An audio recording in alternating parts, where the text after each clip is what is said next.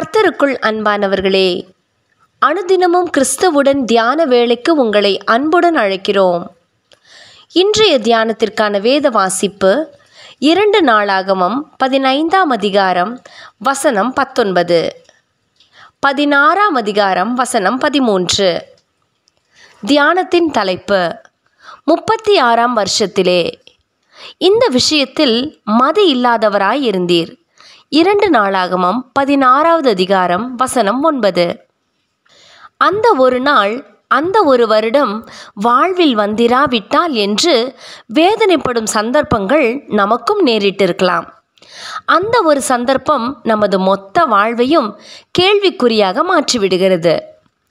ஆசாவின் இருதயம் அவன் நாட்களிலெல்லாம் உத்தமமாய் இருந்தது. 2 நாளாகமம் 15ஆம் அதிகாரம் வசனம் 17. 35ஆம் வருஷம் மட்டும் அவன் அரசாட்சி நன்றாகவே இருந்தது. 36ஆம் வருஷம் வந்தது.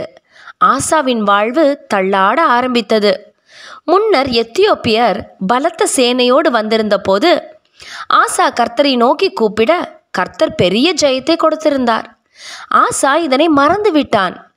இப்போது யூதாவுக்கு எதிராக புறஜாதி ராஜா அல்ல, இஸ்ரவேலின் ராஜாவான பாஷாதான் வந்தான். அவன் 2 ராஜ்யத்துக்கும் இடையே ஒரு தடையை கட்ட வந்தான்.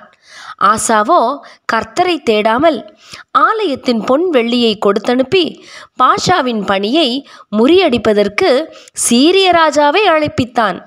அவனும் அப்படியே செய்துவிட்டான். கர்த்தரோ அனானியை அனுப்பி, நான் முன்பு செய்ததை நீ மறந்தது என்ன?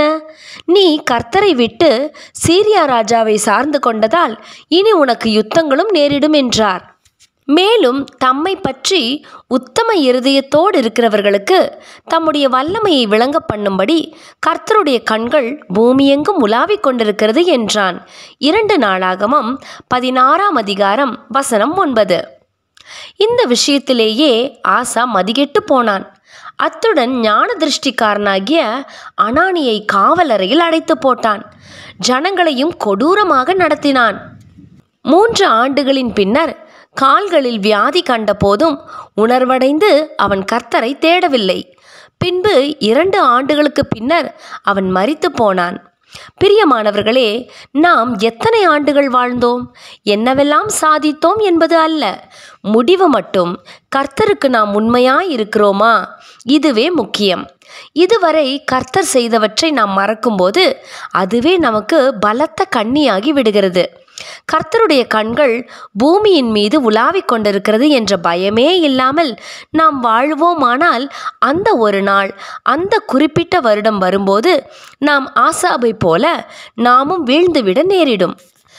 ஆகவே ஒவ்வொரு கணமும் தேவனுடைய கண்களுக்கு முன்பாக இருக்கிறோம் என்ற நினைவோடு வாழ தேவன் நமக்கு கிருபை செய்வாராக. ஜெபம் செய்வோமா?